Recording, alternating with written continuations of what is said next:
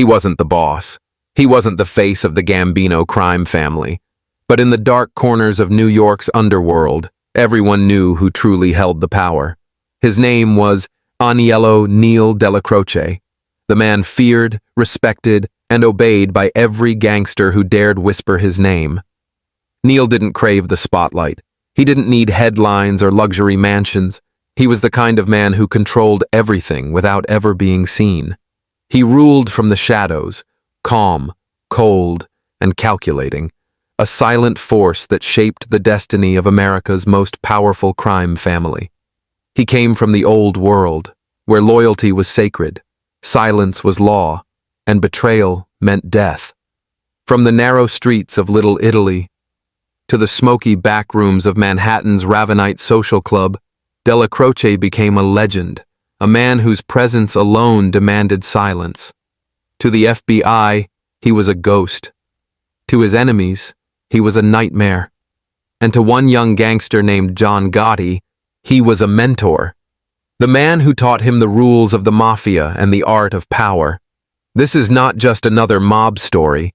This is the untold truth of the Underboss who controlled the Mafia from the shadows, a man whose name still echoes through the dark alleys of New York. This is the story of Aniello Neil Dellacroce, the silent Don who shaped mob history without ever needing a throne. Aniello Dellacroce was born in 1914 in Little Italy, Manhattan, a neighborhood carved from the dreams and desperation of Italian immigrants. Life there was raw and unforgiving. Kids grew up fast, learning early that the streets had their own rules. For young Neil, those rules became a religion. He learned that power didn't come from noise or violence alone. It came from control, discipline, and loyalty. These lessons shaped the man he would become: quiet, calculating, and utterly fearless. As a teenager, Dellacroce wasn't just another street kid. He was observant, patient, and had a presence that made others take notice. He didn't waste words, but when he spoke, people listened. By his late teens, he had already begun running small errands for neighborhood gangsters, collecting payments, delivering messages, and learning the silent code of the underworld. Every favor earned him respect. Every quiet deed built his reputation. He was a man who kept his word, never betrayed trust, and never showed fear. His rise through the Mafia ranks began under the Gambino family, which would later become the powerful Gambino Crime Family. It was during this time that Dellacroce met Anastasia, one of the most feared killers in Mafia history, known as the Lord High Executioner. Anastasia ran Murder, Inc., a group of contract killers who enforced mob law across America. Working under him, Dellacroce learned what real power meant. Not chaos, but controlled violence, used with precision and purpose. Anastasia was ruthless and unpredictable, but Neil was the opposite, cold and deliberate. He didn't act out of anger. He acted out of necessity. He believed killing was part of the business, nothing more, nothing less. Over time, Anastasia began trusting him deeply, often sending him to handle delicate matters that required both strength and subtlety. Dellacroce became his right hand, the man who ensured orders were followed without question. But the Mafia world was shifting fast. In 1957, Anastasia was gunned down in a New York barbershop, a hit many believed was orchestrated by Carlo Gambino. The killing shook the underworld. Loyalty lines blurred and revenge hung in the air. For many under Anastasia, the temptation to retaliate was strong. But Dellacroce, the man everyone expected to strike back, stayed silent. He didn't fight Gambino's rise. Instead, he adapted. He understood that surviving in the Mafia wasn't about pride. It was about patience. That decision would change his life. Gambino noticed Dellacroce's restraint and saw a rare kind of intelligence, a man who could lead without letting ego cloud his judgment. Gambino knew he needed someone like Neil to maintain order among the street soldiers, someone the men respected and feared equally. Soon, Dellacroce was promoted to Underboss, the second most powerful position in the entire family. With this new authority, Dellacroce controlled Manhattan's rackets, including gambling, loan sharking, and protection operations. He wasn't a loud or flamboyant leader. Instead, he ruled with calm efficiency. If someone disobeyed, they disappeared quietly. No public drama. No unnecessary violence. He believed in keeping business clean and under control. The FBI couldn't catch him because there was nothing to catch. No evidence, no witnesses, just whispers. Among the younger mobsters, Dellacroce became a legend. They admired his discipline and his old-school sense of honor. He lived by the code of omertà, the Mafia's sacred law of silence. He despised gangsters who bragged or drew attention. In his world, a man's worth was measured by how little he spoke and how much he delivered. Even as he gained immense power, Neil remained humble, dressing simply, avoiding flashy cars or big houses. He wasn't in it for luxury. He was in it for control. In the years that followed, Dellacroce turned the Gambino family into a well-oiled machine. He acted as the bridge between the ruthless street enforcers and the calculating bosses in the upper ranks. Everyone knew that if you wanted something done right, or someone dealt with quietly, you went to Neil. His word carried weight across all 5 boroughs. By the late 1960s, the FBI had started calling him the Ghost. They knew he was powerful, but they couldn't pin anything on him. His meetings were discreet, his conversations coded, and his network loyal. He was the definition of an untouchable mobster. But Dellacroce's true strength lay in something far greater than fear. He had the ability to make men follow him out of respect, not just terror. When he entered a room, everything went silent. It wasn't because he demanded obedience, it was because he had earned it. From the crowded streets of Little Italy to the smoke-filled backrooms of Manhattan, Aniello Dellacroce's legend grew. He had risen from the slums to become the underboss of America's most powerful crime family. Yet even at the height of his influence, he remained in the shadows, a silent ruler whose calm voice could shake the city more than any gun ever could. As Aniello Dellacroce settled into his role as underboss, the Gambino crime family entered one of its most organized and profitable eras. Carlo Gambino trusted him completely, not because of friendship, but because Dellacroce represented something rare in the Mafia world: discipline. He ran the Manhattan faction of the family like a general running a silent army. Every operation, from gambling dens to loan sharking rings, flowed through him. He knew who was loyal, who was greedy, and who was quietly plotting more than they should.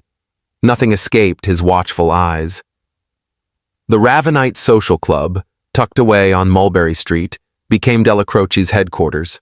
On the surface, it looked like a typical neighborhood club, older Italian men playing cards, smoking cigars, and exchanging small talk. But behind the laughter and cigarette smoke, it was the beating heart of Mafia strategy.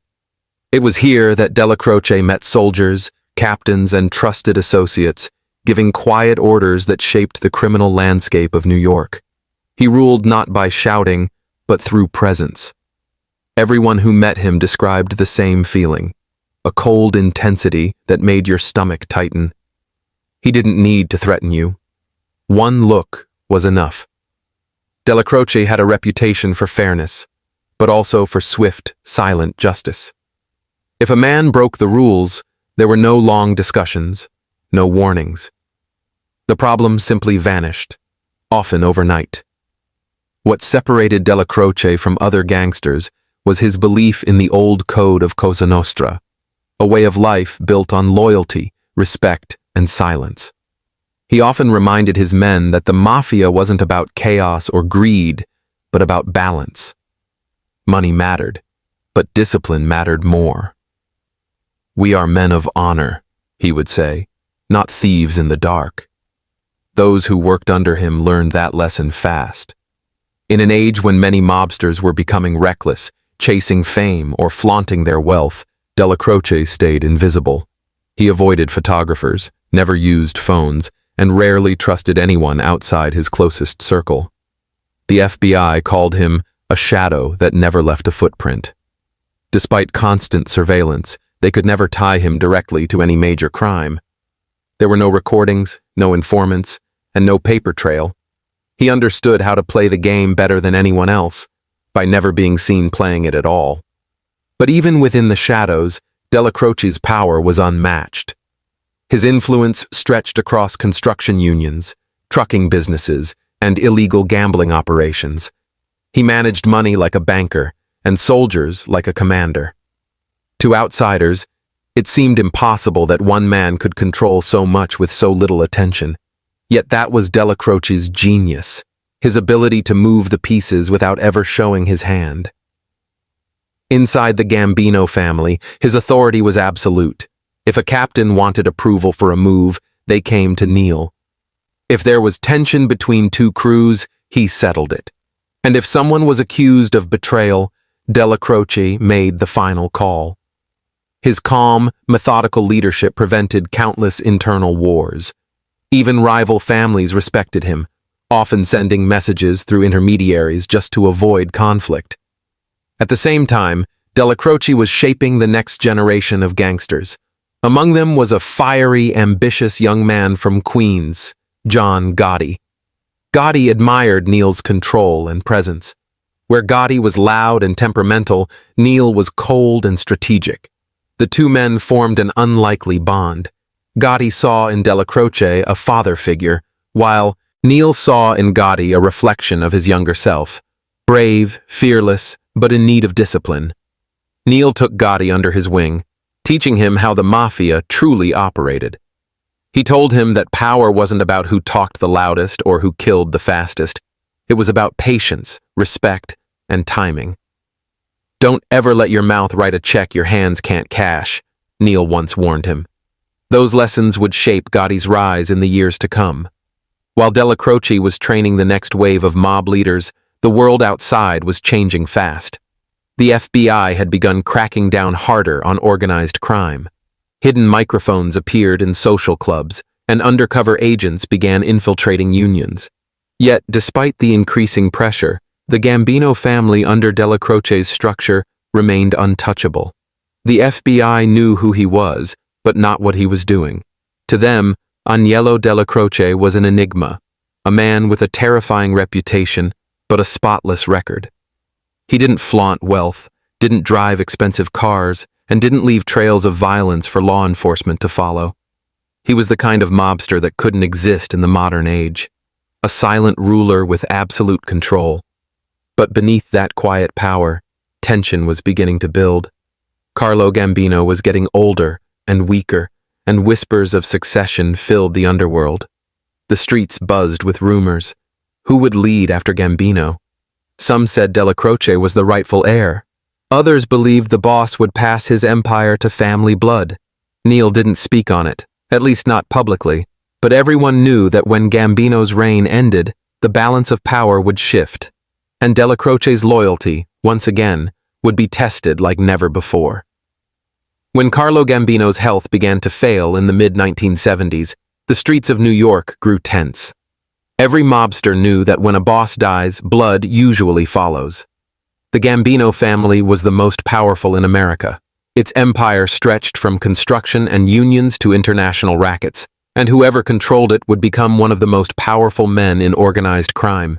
Everyone assumed that Aniello Dellacroce, the loyal underboss who had kept the family stable for decades, would take the throne. He had earned it through loyalty, blood, and silence. But the Mafia was never about fairness. It was about strategy and survival. In 1976, Carlo Gambino made a shocking decision. On his deathbed, he named Paul Castellano, his brother-in-law, as the new boss of the Gambino family. Castellano wasn't a street enforcer.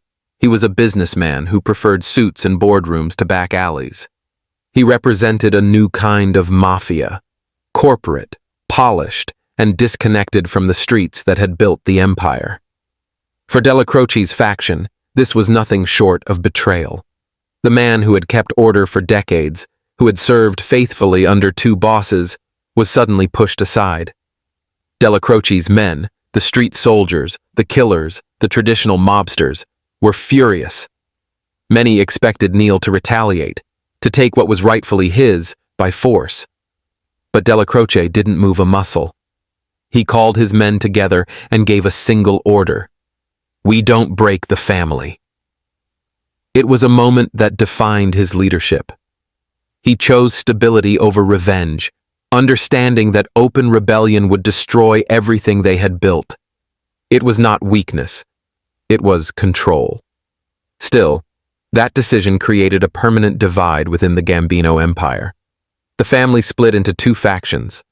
On one side stood Paul Castellano, who ruled from his Staten Island mansion, running the family like a corporation and focusing on white-collar crimes, extortion, construction bids, and laundering money through legitimate businesses. On the other side stood Aniello Dellacroce, the heart of the old-school Mafia, the men who lived by the street code of omertà, who believed in respect, loyalty, and tradition. The Castellano faction wore tailored suits and talked about profits. The Dellacroce faction wore leather jackets and spoke the language of the streets. To the FBI, it was obvious that the family was heading toward war, but Neil, as always, held the line. He commanded respect from both sides and used his influence to prevent internal conflict. Even Castellano, despite his arrogance, understood that Dellacroce's presence was the only thing keeping the family from tearing itself apart. Behind the calm surface, though, tension was growing like a ticking bomb. John Gotti, Dellacroce's most ambitious protege, hated Castellano. He saw him as a weak, greedy businessman who had lost touch with the Mafia's roots. Gotti wanted action, power, and respect, not boardroom meetings. Yet as long as Dellacroce was alive, Gotti kept his ambitions in check, out of respect for his mentor. Neil often warned him, "Never make a move unless you can live with it for the rest of your life." Gotti listened, but inside his anger simmered. Throughout the late 1970s and early 1980s, Dellacroce's influence remained strong. He ran his crew out of the Ravenite social club and continued to manage operations across Manhattan. The FBI kept him under constant surveillance, but they never got anything solid. He rarely spoke in direct terms, often communicating with simple gestures or coded language. Even his closest associates said that Neil's power came from what he didn't say. Meanwhile, Castellano's leadership grew increasingly unpopular. He began treating his soldiers like employees instead of brothers. He distanced himself from the street guys and surrounded himself with businessmen. Worse, he was rumored to be keeping a secret deal with the FBI to protect his personal interests, something that, if true, would destroy his credibility as a mob boss. Word of that possibility spread quickly, feeding Gotti's hatred even more. As Dellacroce aged, his health started to decline. Cancer was slowly eating away at him, but he refused to step down. He continued showing up at meetings, pale but composed, his eyes still sharp and commanding. Even in his final years, men stood when he entered the room. His presence alone was enough to keep the fragile peace between Castellano's side and the restless street faction. Everyone in the underworld knew what would happen once Neil was gone. He was the balance, the bridge, the one man both sides respected. Without him, there would be nothing left to hold back the storm that had been waiting for years. In private moments, Dellacroce seemed to know it too. Friends recalled that he spoke more often about loyalty and betrayal, as if he understood that his death would mark the end of something sacred, the last breath of the old Mafia. He had lived his entire life in the shadows, maintaining control through silence, but even shadows fade eventually. By 1985, his condition worsened, and whispers filled the Ravenite social club. John Gotti began preparing for what came next. He didn't want to betray Neil's code, but he couldn't stand Castellano's rule. And when Dellacroce's light finally went out, Gotti knew exactly what he would do. The streets of New York were about to explode, and the death of Aniello Dellacroce would be the spark that ignited the most violent and famous mafia war of the modern age. In the final months of 1985, The quiet power that had held the Gambino family together was fading.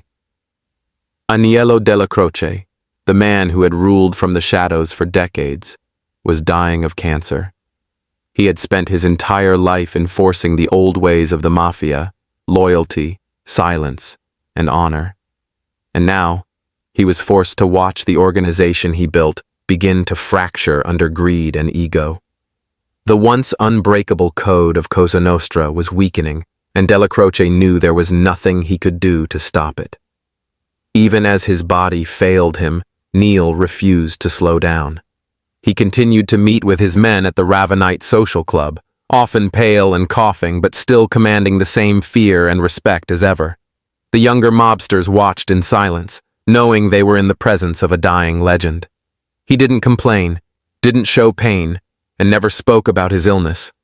He treated death the same way he treated life, quietly and with control. John Gotti visited often during those final weeks. To him, Dellacroce was more than a mentor. He was a father figure.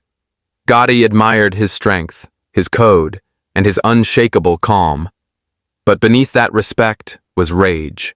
Rage against Paul Castellano, the man sitting at the top of the Gambino family's throne, far away from the streets where real men bled and earned. Gotti couldn't understand how Castellano could call himself a boss while hiding behind walls and luxury. Dellacroce, weak but sharp, warned Gotti to stay patient. "Don't move until you have no other choice," he told him. Neil knew Gotti's temper could destroy him, but he also saw the spark of leadership in him. He hoped that maybe Gotti would carry on the discipline and tradition of the old Mafia after he was gone.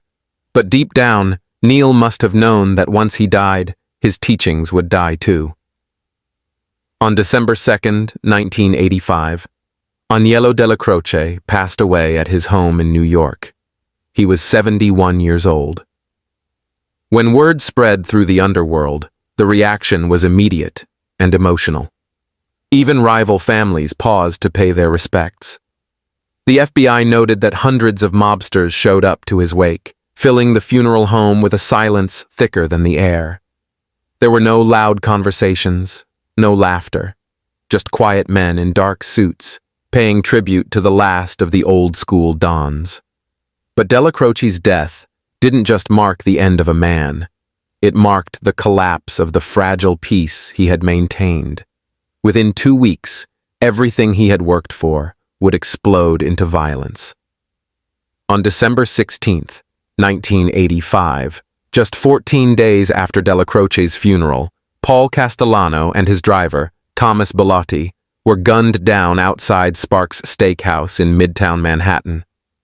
It was one of the most daring hits in Mafia history, carried out in broad daylight, in front of stunned witnesses and flashing Christmas lights. The hit was ordered and executed by John Gotti and his loyal crew from Queens. With Dellacroce gone, Gotti no longer felt bound by restraint. He saw himself as the rightful heir to the streets, the true continuation of the Gambino legacy. By eliminating Castellano, he not only avenged years of disrespect, but also claimed the title of boss for himself. To the old guard, Gotti's act was sacrilege. Killing a boss without permission from the commission, the Mafia's ruling council, broke one of the most sacred rules. But to the younger generation, it was a revolution. Gotti represented power, rebellion, and the return of street honor. He became a celebrity overnight, appearing on newspaper covers, walking proudly through New York in expensive suits, smiling as cameras followed him. The FBI, shocked by the boldness of the hit, launched one of the largest investigations in Mafia history. But among mobsters, the message was clear. The age of quiet control was over. The age of fame and flash had begun. Still, many close to Dellacroce whispered that if Neil had lived, Castellano would still be alive. He would have never allowed such a reckless move. For all his silence, Neil had been the invisible thread holding the family together. Without him, the Gambino empire became louder, more chaotic, and more vulnerable. John Gotti may have carried Dellacroce's name in respect, but his methods were everything Neil had warned against: loud, public, and dangerous. Gotti's rise symbolized both the success of Dellacroce's mentorship and the failure of his message. The streets no longer belonged to the quiet and disciplined. They now belonged to those who could turn violence into headlines. As newspapers hailed Gotti as the Dapper Don, the old-timers mourned a different truth. The last man who ruled through fear and respect, not cameras and chaos, was gone. With Dellacroce's death, an entire era of the Mafia ended. And in the shadows he left behind, the world's most famous gangster was born. Years after Aniello Dellacroce's death, the legacy he left behind continued to shape the Mafia, both in ways he would have been proud of and in ways that would have broken his heart. Dellacroce had been the glue holding the Gambino family together, the quiet hand that balanced discipline with power. Once he was gone, that balance shattered, and the underworld he helped build began to devour itself. John Gotti, Dellacroce's protege, rose to the top with fire and fury. He became everything Dellacroce never was: flashy, loud, and untouchable in the public eye. Gotti's reign as boss of the Gambino family was filled with spectacle: expensive suits, television interviews, and newspaper headlines that turned him into a celebrity. The media loved him, the streets worshipped him, and for a time, he seemed unstoppable. But behind the glamour, Gotti's empire was rotting.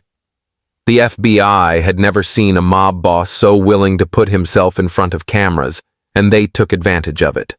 Surveillance intensified. Wires were planted, conversations recorded, and slowly the government began to build an airtight case. Gotti's arrogance made him blind to the very thing Dellacroce had always warned about.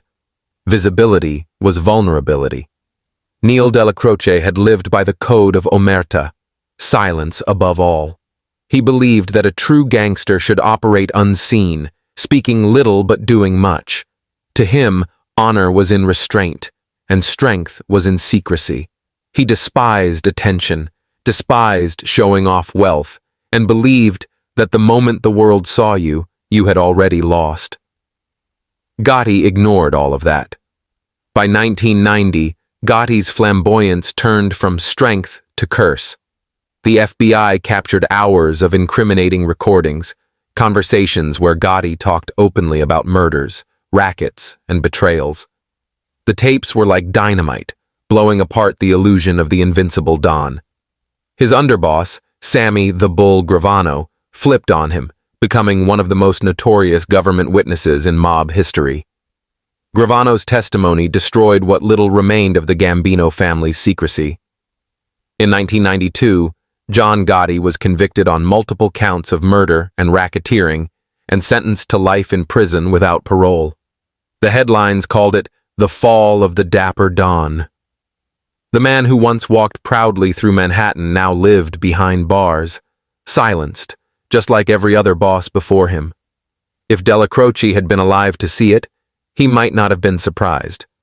He had warned Gotti that pride and noise lead to downfall.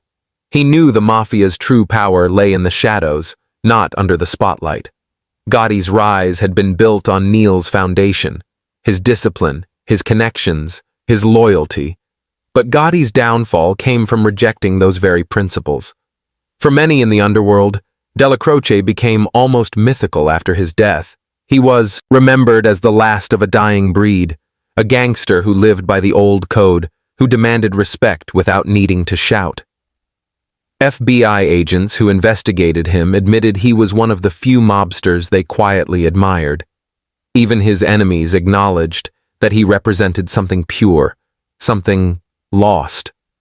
The Ravenite social club, once filled with whispers of strategy and coded talk, eventually became just another symbol of the past, raided, closed, and abandoned. Yet, to this day, old-timers speak of the time when Dellacroce sat inside, cigarette in hand, his cold eyes scanning the room, every man too scared to meet his gaze for long. He didn't have to raise his voice. His presence alone was power, In the years that followed, the Mafia's grip on New York weakened. The commission was crippled, many bosses were imprisoned, and surveillance technology made secrecy impossible. The age of men like Dellacroce, those who ruled with quiet authority and old-world values, was gone. Still, his ghost lingered in the stories passed down by soldiers and capos who once served under him. They said that even Gotti, in prison, would sometimes speak of Neil with reverence. "He was a man's man," Gotti once said. "He taught me everything." But the truth was more complicated. Dellacroce had taught him the art of patience, loyalty, and silence, lessons Gotti never truly learned. In the end, Aniello Dellacroce's life stands as both a triumph and a tragedy. He shaped the Mafia into a disciplined empire, but also mentored the man who unknowingly destroyed its secrecy. His story is the story of the Mafia itself, born in silence, grown through power, and undone by pride. When people talk about the golden age of organized crime, they often think of the loudest names: Capone, Gotti, Luciano. But the real architects, the true forces behind the scenes, were the quiet ones, like Dellacroce. Men who didn't seek fame but commanded it through fear and respect. He never wore designer suits or smiled for cameras, yet even decades after his death, his shadow still looms over Mafia history. Because in the end, the Mafia wasn't built by the men who stood in the spotlight. It was built by the men who ruled from the dark. And no one ruled that darkness quite like Aniello Neil Dellacroce.